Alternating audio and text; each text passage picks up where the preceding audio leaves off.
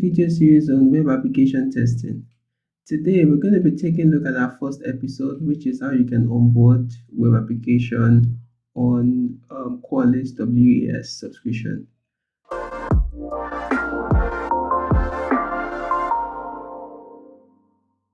Thank you for joining me again. My name is Oluwaseyi Akilode. But before we dive into what we're meant to do for today, I just want to put a little bit of background knowledge as to types of testing when it comes to running assessment on web application. So there are two different types to testing when it comes to testing for vulnerabilities in web application. The first one is dynamic application security testing, and the second one is static application security testing. And now, what's the difference between the two?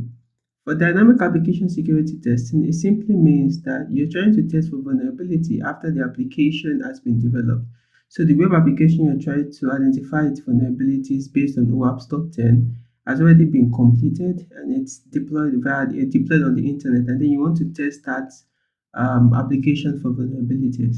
Now, for static application security testing, what it means is that you're trying to test the application source code or static code before the application is deployed. So this simply means that after the developer has written the code, you have to test the code using specific tools. You can use specific tools. I'm not going to go into those details, but there are specific tools you can actually use to run a static application security testing on those applications. And once that has been identified, the developer would have to go back to his code to ensure that those vulnerabilities are fixed because of how the code was actually written. Okay, so to dive into today's episode, we're going to be spending more time using the web application scanning subscription from Qualys, and I'm using the Qualys Community Edition. And with the Qualys Community Edition, it allows you to be able to use the platform for 1 year, and it provides you with two major subscriptions.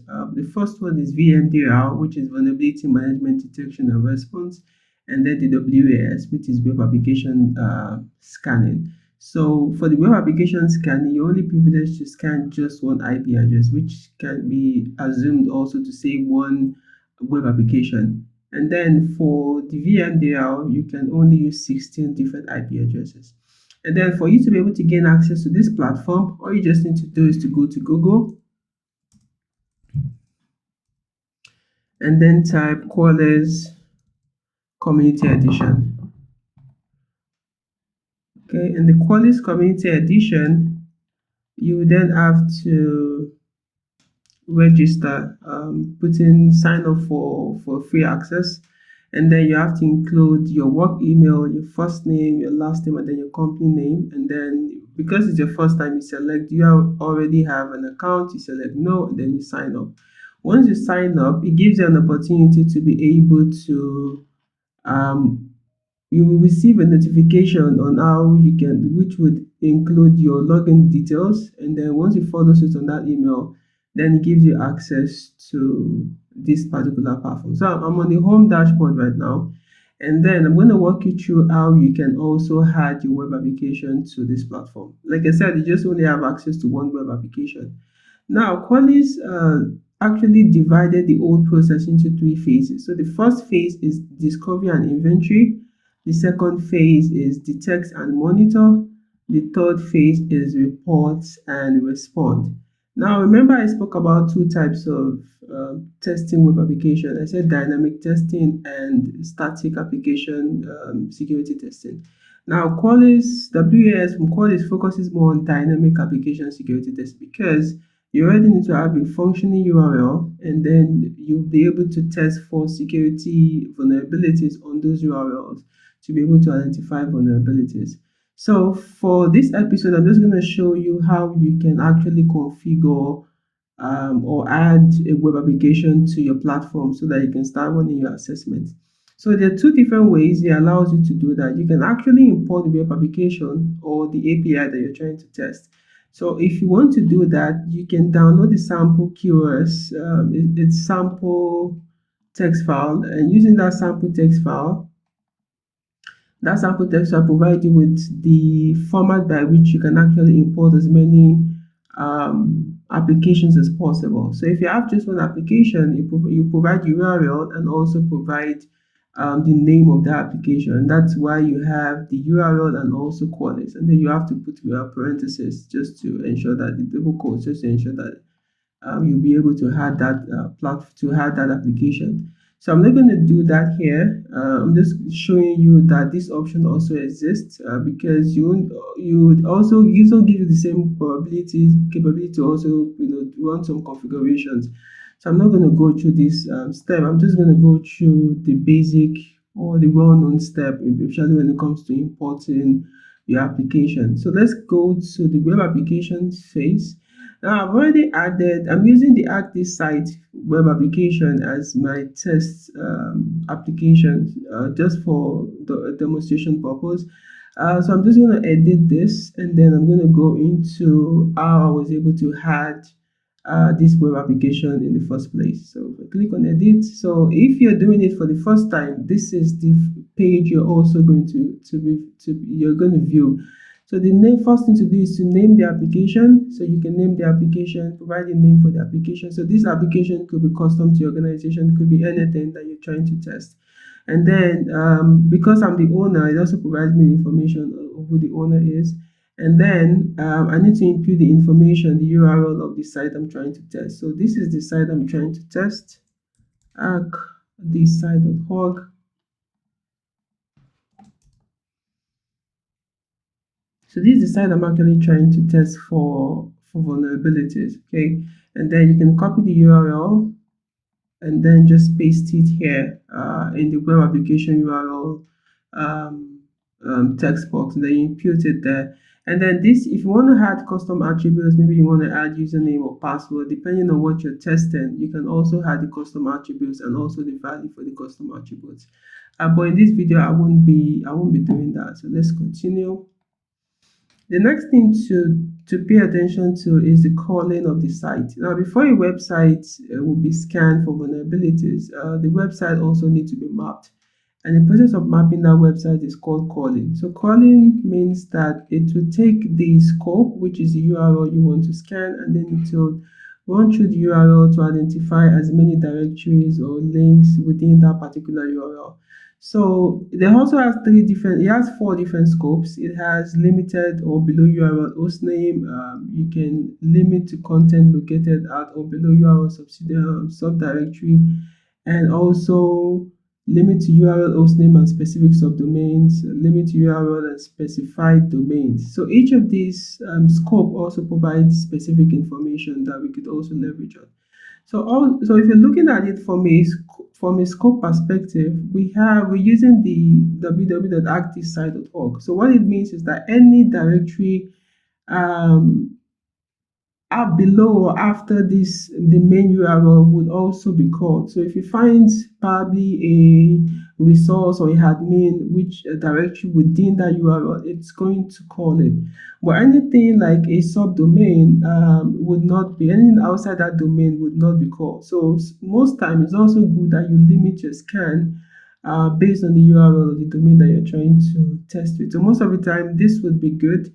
But for more information, we could just also look at all of the other core scope. So the other scope is subdirectory, which means that you won't be able to, any subdirectory that is, for example, HTTPS and HTTPS will be in the scope. So if you find any other subdirectory after that directory, it's also going to scan those subdirectory as well. So, but depending on the scope, most of the time it's also good to just focus on the scope or the web application URL you're trying to test, because it's going to save a lot of time. Because the more scope, the broader the scope, the more time you spend, you're going to spend, scrolling the site and getting information.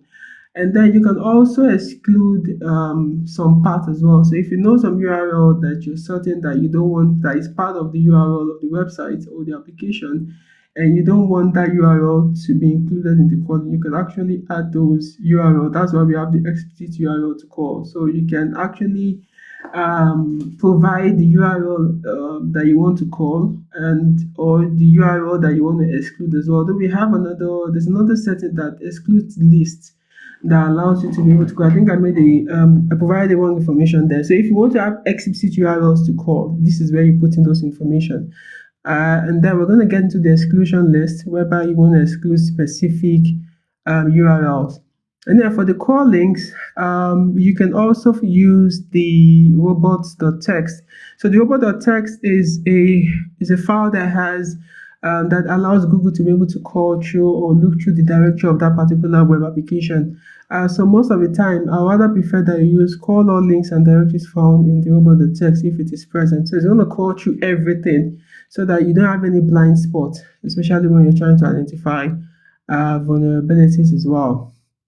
And then you can also use scripts as well. If you have scripts that you want to use to call your site as well, you can also use scripting to be able to do that. So all you just need to do is to use those scripts. You can actually add your scripts, and then you can use those scripts to be able to, for calling as well. So for sitemap, you can call all links discovered or found in sitemap as well. So meaning that the more we do this, the more time we're also going to spend. So you also have to be mindful of that when running your assessment. Okay. Next thing is that another area to pay attention to is the option profile. So option profile is what Qualys is a set of configuration you can actually use to run your assessment by. So you can create multiple option profile for specific applications depending on the application, depending on how peculiar the application is or the design of that web application. But for now, we're just going to use the initial web application scanning option. This is the default scanning option provided by Qualys. And then you also need to leverage on the scanner appliance. So the two different ways you can scan. You can use external scan, you can use individual scan, and you can also have a scanner pool. So scanner pool, it means you have multiple scanners in the pool. And then when you're running your assessment, the scanner will just pick any of any of the scanners in the pool can be used to run the assessment. But because we're using a web application, Qualys also has a set of external scanners you can actually use. So we're using the external scanner to be able to do that. But if you have your individual scanner, which we would have been configured in your VM house section, you can actually create an appliance, which is a virtual appliance. And that actually speaks to more about your design, is the topology of your network, will determine if you want to use individual scanner appliance. So this is based on the architecture of your environment. But if you're doing a basic web application that is already on the internet, it's just better you leverage on using the external scanning appliance as well. And then you can, if you want to choose to lock it down, that scanner external appliance to your web application, you can also do that. But this is, you don't usually use that for external. It is more used probably for it depends on the peculiarity of your environment and how your infrastructure is. But you can choose to lock one scanner to scan. You can use a specific scanner to scan specific web application. That's what this scanner appliance for this web application actually is.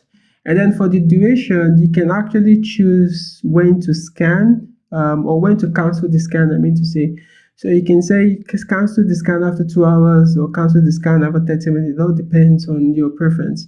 But I rather choose do not cancel scan. So just give it time to run the scan, and once the scan is completed, the scan is definitely going to be cancelled once it is completed.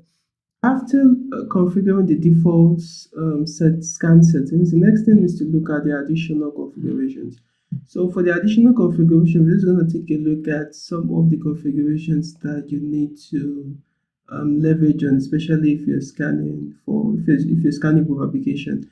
So the first thing we're looking at is authentication record. So this can be considered as when you're scanning, you want to run an authenticated scan, which allows you to be able to identify more, would allow you to be able to scan or call through the application to detect more services or more URLs. So this is based on privileges.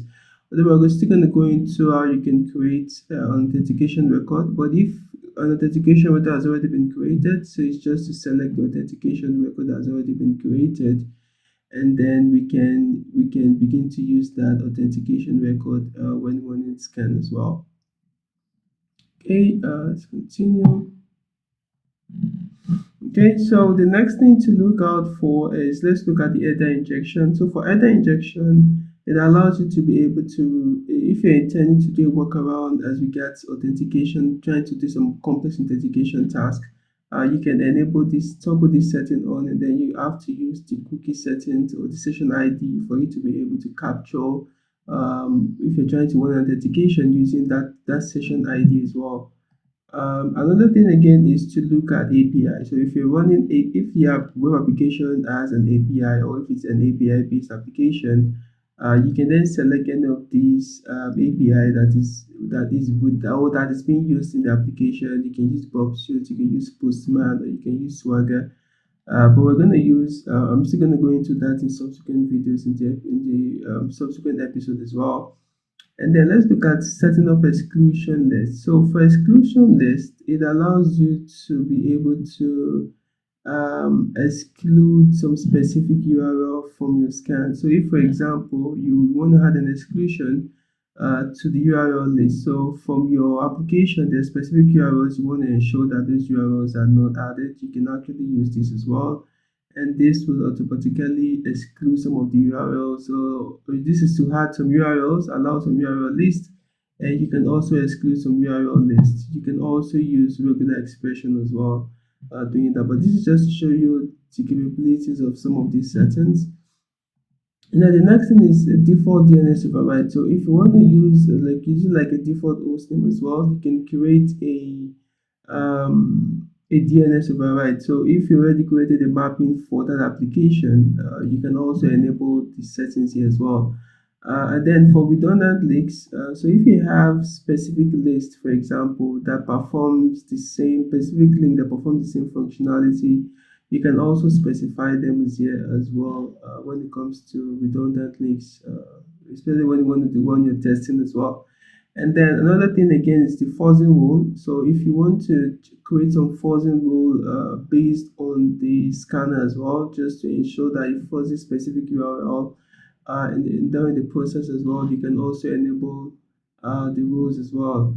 Also for forms, you can also call specific forms, and then you can provide the action URLs, or provide the name field, maybe it's the username, and then you add the parameters you actually want to use as well when you're when you're trying to test specific forms as well.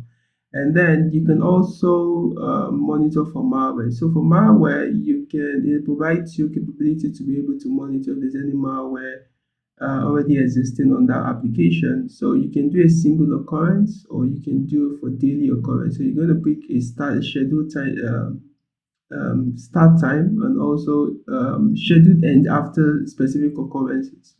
And then you can do it once a day, or depending the number of occurrences. But because you're using a limited version, I think it's once. You can only monitor it once for one external site as well. You can only use it for one site. You can use it for multiple sites. So that's pretty much about that. And then you can add a comment to that web application for that. And then once you click on next, it will show us all of the settings we've initially configured for that web application. And then because I've already configured this, I've already configured this web application before. If it's a new application you're just adding, it's going to show you two types of scans you can run. So you can run a discovery scan, and then you can run a vulnerability scan. From Qualys perspective, it's always recommended that you start with the discovery scan, which I have already done. And then once you've completed the discovery scan, from the discovery scan, you can then proceed to run a vulnerability scan. Okay, and that's pretty much how you can actually enroll an application on your Qualys platform. But let me just cancel this, and then let me go to the scans just to show you how the scan looks like. We're going to go into the scan section. Okay, so in the scan section, this is the web application we just added and we made adjustment to. So to go to scans, just click on the scan, and then this is the discovery scan I first ran. This is the first discovery scan, so we can view the reports. We can view the sitemap actually, because it provides us with the mapping. So the discovery scan is the calling configuration that we did. So it uses this to identify all the URLs and all of the links on that particular web application.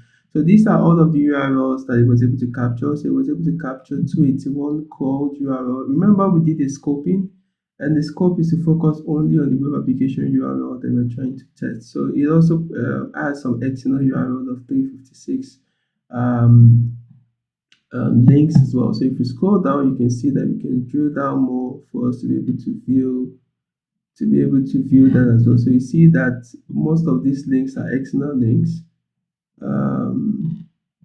It's taking quite a bit of time before it loads up though, but we can proceed. Okay, so having looked through the qual site, so let's go back to the scans and then let's go view the vulnerability scan that we ran as well. So we can view and then click view reports. So mind you, it's the reporting is also going to be focused on OWASP top 10, like I previously said. So it provides a report of the vulnerabilities that was identified on that particular, based on the scan that was run. So it's taking a couple of seconds for it to populate the data.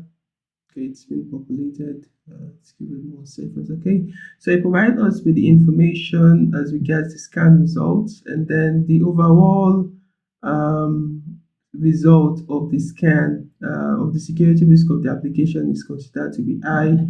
And then based on the scan that we also did as well, it shows, looking at the OWASP top 10, it provides information as regards the vulnerability that was found. So for broken access control, we have 49 vulnerabilities in that space. So let's check some of the vulnerabilities out. So we have information disclosure, cross-site scripting, path disclosure in terms of the vulnerabilities. And then we can also check out the number of vulnerabilities that has to do with information disclosure. So it categorizes all of those vulnerabilities based on OWASP top 10. So if we click on, let's look at cross-site scripting, for example, it provides us with the vulnerability itself, and then it categorizes all the vulnerabilities that is categorized under cross-site scripting. So to check one of them, we can just select one of the vulnerabilities, and then we have a look of that particular vulnerability, and then let's see the information it provides us.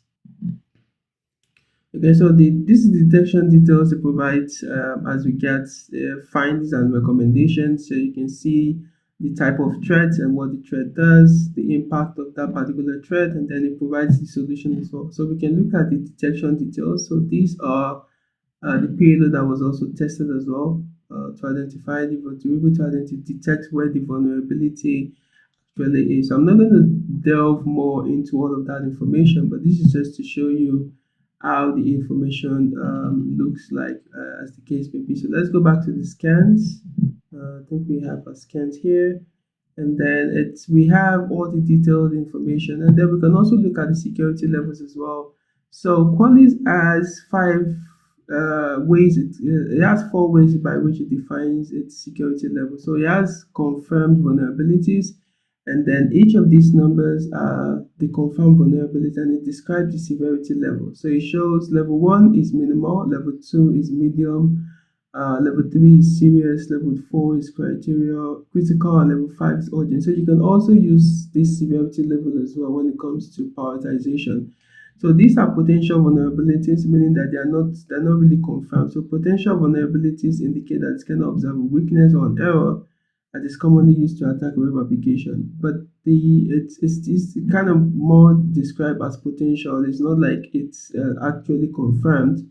And then if it finds any sensitive content as well, it also provides some severity level as those sensitive content that was developed, that was identified. And then they also provide information gathered as well. So these are some of the severity levels that it provides. And then you can also look at the option profile. I said that the option profile is the configuration that you create, which will be dedicated to scanning a particular application. So you can create your own initial web application security option. That's your option profile as well. So we're going to get into that as well. But this video or this episode is just to show you how you can actually onboard a web application on your WAS, web application scanning subscription, so that you can use that information. From there, you can now start configuring other settings as the case may be. So in my next video, we're gonna be going into other aspects of how you can actually manage your web application, and then we can use that information. We're gonna proceed going forward. Thank you very much for viewing this video for this long, and I'll see you in my next episode. Bye for now.